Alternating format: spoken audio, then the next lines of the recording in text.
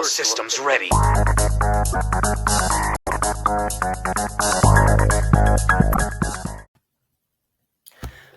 Hi everybody, this is the Masked Rules Lawyer, and coming at you today with the first of our D&D related content.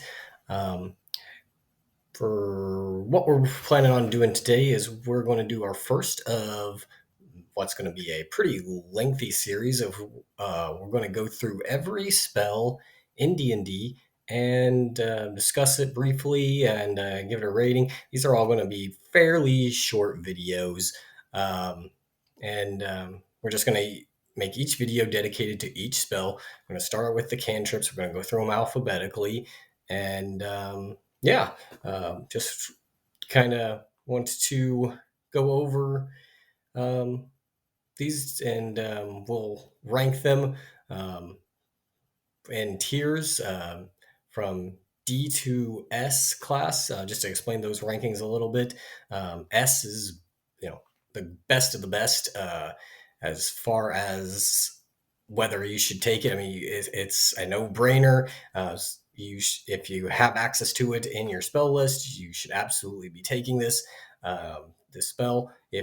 And sometimes you might want to go out of your way to even grab it by taking a feat or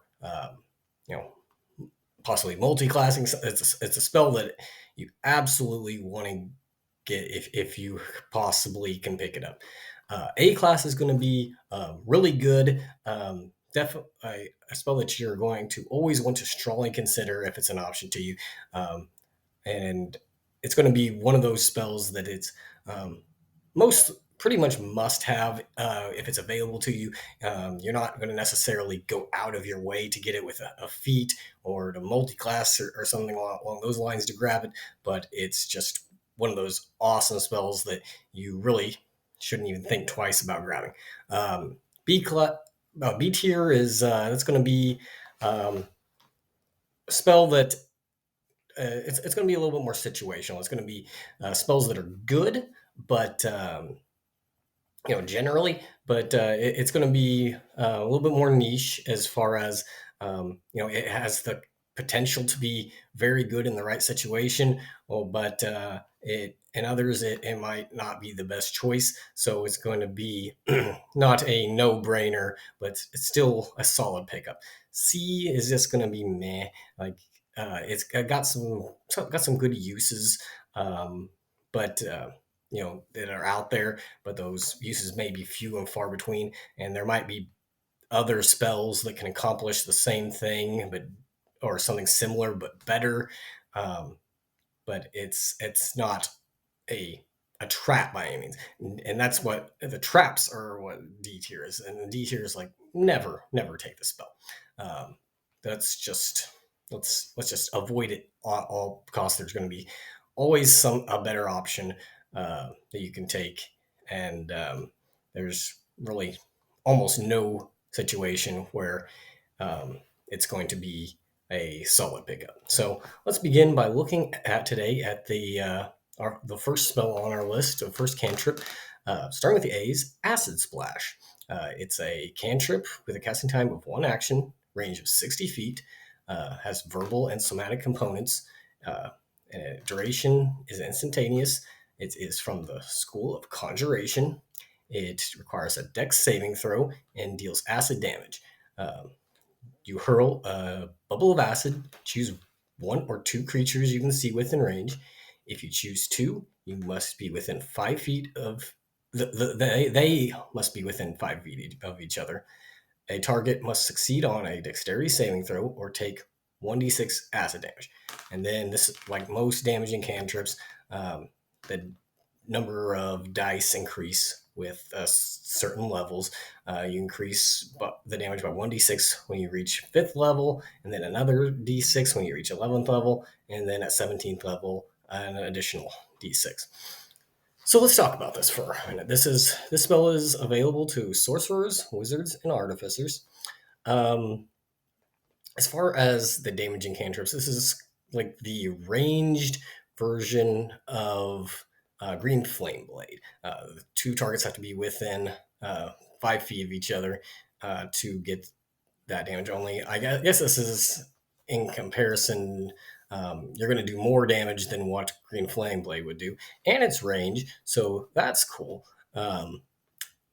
Now, I don't want to draw a direct comparison between these two because they're very different spells. I mean, Green Flame Blade is just something you can kind of add on to a melee attack to add additional damage when you'd be likely making that attack anyway. So, acid splash is that's your whole attack. So you know, let's not compare this to Green Flame Blade directly, where I'm going to say, oh well, acid splash it does more damage, so it's better. I don't think that's the case. I think and we'll cover Green Flame Blade. I think Green Flame Blade is a better pickup than Acid Splash. But first off, I mean, let's look at the range. It's 60 feet, solid. Could it be better? Yeah, I mean, it could be something like, Firebolt. It could have a range of 120. Um, but solid. You at least don't have to be right up in someone's face. Requires a dex save, which especially in early levels, a lot of the enemies you fight might not have the best dex saves. You might be talking about like bigger enemies that are just like bulky, low AC. Um, those sort of enemies don't always have a great dex save. And dex saves in general are usually reserved for pretty powerful enemies that you may not necessarily be wanting to run or use your cantrips against anyway. You're not going to want to be swinging acid splash at Strahd von Zarovich. Verbal and somatic components, fairly standard there. Acid, not the most resisted damage type, so of course, that's going to be somewhat campaign dependent. I was in a campaign once where one of my party members had acid splash all the way through, and almost every time they used it, it was the enemy was acid resistant. And that was just a particular campaign where the DM liked running enemies that just happened to be acid resistant. It is kind of a weird case. I certainly don't want to assume that most campaigns are going to run that way because I don't think that's the common scenario there.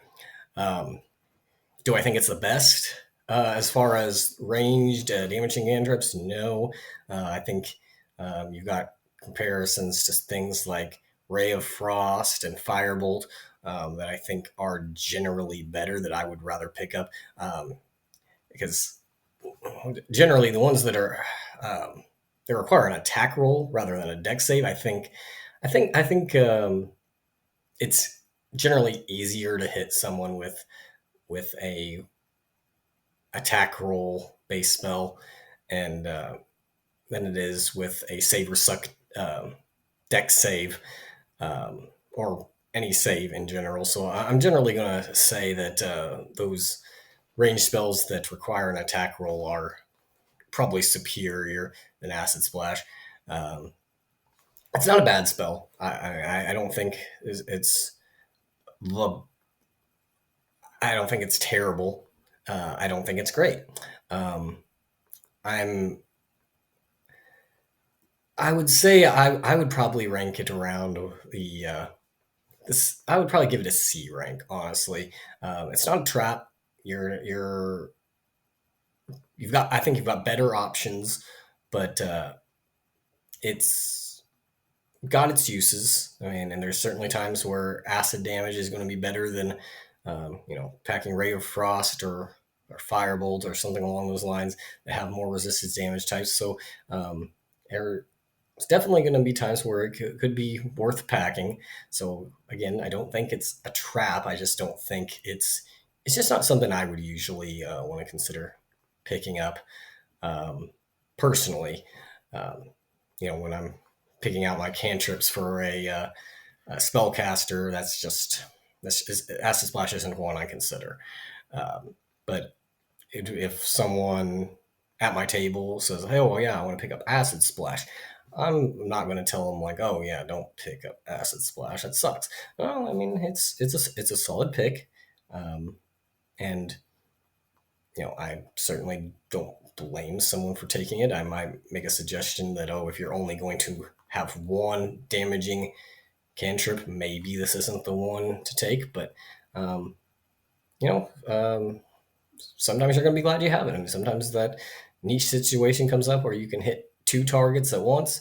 That's going to yield better results for you. So when that comes up, I mean, it's going to be a cool spell to have. So yeah, I'm going to stick with a C ranking, but I'm probably going to. I mean, I would give it a higher C. It's not bordering on D, I don't think. So yeah, that's Acid Splash. Um, yeah, definitely let me know. Any of you that are checking this out, new channel. I know we aren't not going to get a ton of views right away, but anybody who wants to stop in and let us know your thoughts on Acid Splash, I'd love to hear them. I'd love to hear other thoughts there. If you've got, if you had opportunities in your campaign where this has come up and it's really shined, love to hear that. Of course, yeah, yeah, anybody who wants to drop a like or subscribe, definitely appreciated. Getting these new channels going. Always appreciating any likes or subscribes we can get. And yeah, like I said, I'm going to be running through the full catalog of D&D spells. Probably going to take me a long time to get through them all.